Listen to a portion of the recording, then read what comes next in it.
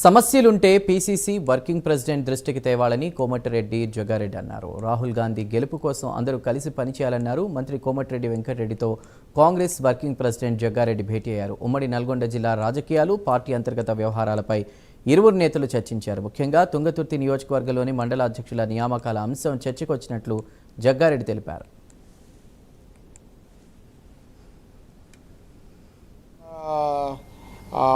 ఆయన ఏది యూత్ కాంగ్రెస్ నాయకుడు ఉన్నప్పటి నుంచి ఉమ్మడి రాష్ట్రంలో కానీ లేదా మొన్న 10 సంవత్సరాలు మన గవర్నమెంట్లు లేము.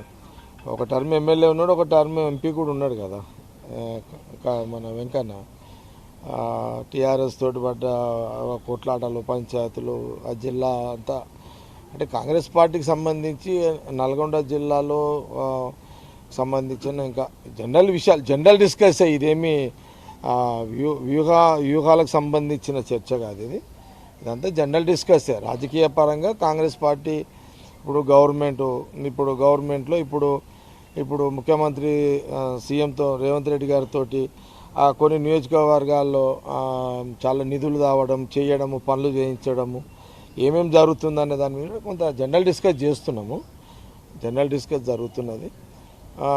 అందులో ఇది ఒక పార్ట్ అన్నమాట. పెద్దలు పార్టీ పరంగా వర్కింగ్ ప్రెసిడెంటే కాదు, ఇవాళ ఏ సమస్య ఉన్నా స్పందిస్తూ గాంధీ భవనే కాదు గ్రామాలలో ఉన్న పార్టీ కోసం నెక్స్ట్ టైం నేను పోటీ చేయ అవసరం ఉంటే నిర్మల పోటీ చేస్తుంది. కానీ నాకు పదవులు ముఖ్యం కాదు, పార్టీ ముఖ్యమని రాహుల్ గాంధీ గారు కూడా ఎంతో ఇష్టపడతారు. జగ్గారెడ్డి గారండి, మేము ఎంపీగా యూత్ కాంగ్రెస్, ఎన్ఎస్వై కాంగ్రెస్లో 6 సార్లు గెలిచిన వ్యక్తిగా నాకు పరిచయం ఉన్న జగ్గారెడ్డి గారు అంటే ఒక మాస్ పబ్లిక్ పేదల పక్షాన ఉంటాడు కాబట్టి నాకు కూడా ఇష్టం. దాని గురించి నెక్స్ట్ ఎట్లా గెలిపించాలి, మన పథకాలన్నీ కూడా మంచిగా ఉన్నాయి.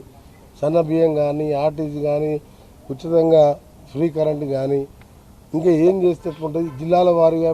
దక్షిణ తెలంగాణలో ఎట్లా 90% గెలుస్తాం, ఉత్తర తెలంగాణ ఎక్కడెక్కడ వీక్ ఉందో మనందరం ఫోకస్ పెట్టాలని చర్చించుకున్నాం, అంతే తప్ప ఏమీ లేదు.